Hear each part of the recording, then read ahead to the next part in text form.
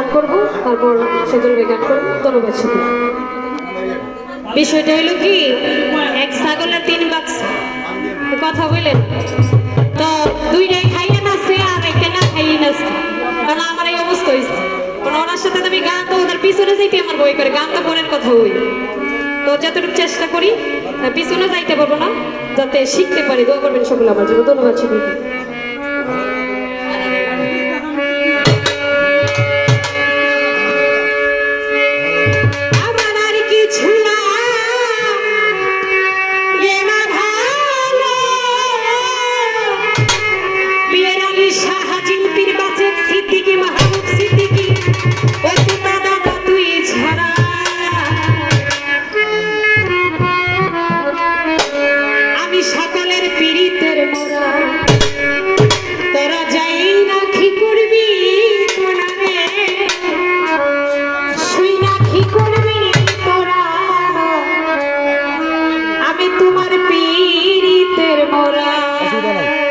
করতাম না, আমরা ভিডিও করি না তো, হ্যাপি করি।